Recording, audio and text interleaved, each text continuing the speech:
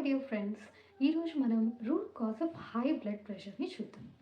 మనలో చాలామంది high blood pressure ఉందంటే ఓ మేబీ సాల్ట్ వల్ల ఉండొచ్చు అనుకుంటాం. కొంతమంది ఓకే కొలెస్ట్రాల్ వల్లేమో అని అనుకుంటాం. కానీ చాలా తక్కువ మంది ఇన్ఫ్లమేషన్ వల్ల అని కూడా అనుకుంటుంటారు. సో ఇప్పుడు మనం ఈ త్రీ కాజెస్ అన్నవి ఎలా రిలేట్ అవుతున్నాయి హై బ్లడ్ ప్రెషర్ కానీ చూద్దాం. ఫస్ట్ థింగ్, సోడియం ఎప్పుడైతే ఇంక్రీజ్ అవుతుందో అప్పుడు మన బాడీలో వాటర్ రిటెన్షన్ పెరుగుతుంది. వాటర్ రిటెన్షన్ పెరిగినప్పుడు బ్లడ్ వాల్యూమ్ పెరుగుతుంది and as a result blood pressure అనేది ఇంక్రీజ్ అవుతుంది అనమాట. సెకండ్ థింగ్ ఏంటి అంటే కొలెస్ట్రాల్. కొలెస్ట్రాల్లో ఎల్డిఎల్ హెచ్డిఎల్ అని టూ టైప్స్ ఉంటాయి. సో కొలెస్ట్రాల్ అనేది ఇంక్రీజ్ అయినప్పుడు ఆర్టరీస్లో ప్లేక్ అనేది ఫామ్ అవుతుంది. ఎప్పుడైతే ప్లేక్ ఫామ్ అవుతుందో ఆర్టరీస్ అనేవి నేరో అవుతాయి.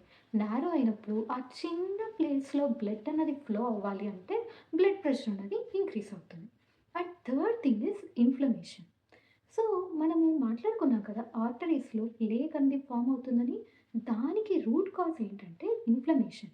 ఇన్ఫ్లమేషన్ అన్నది ఆర్టరీస్ వాల్స్ని రఫ్గా చేస్తుంది. అది అలా రఫ్గా అయినప్పుడు ఎల్డిఎల్ అన్నది వెళ్ళి స్టిక్ అవుతుంది. సో ఆ ఎల్డిఎల్ని తీసుకొద్దామని ఇంకొంచెం ఎల్డిఎల్ వెళ్తుంది. సో అలా ఎల్డిఎల్ వెళ్ళి అక్కడ స్టిక్ అవుతూ ఉంటుందన్నమాట. అలా స్టిక్ అయ్యి ప్లేక్ లాగా ఫామ్ అయ్యి ఆర్టరీస్ వాల్స్ని నారోగా చేస్తుంది. సో మై డియర్ ఫ్రెండ్స్, ఈ అన్నింటికి ఫ్యూయల్ ఏంటో తెలుసా? సరే మనకి ఇన్ఫ్లమేషన్ ఉంది, ఎల్డిఎల్ ఉంది.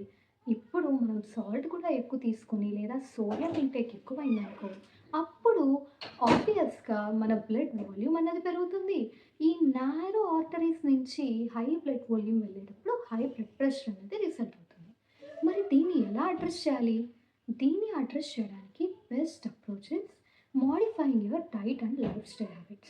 Please check out the description to know what are the lifestyle habits which you can start to address the high blood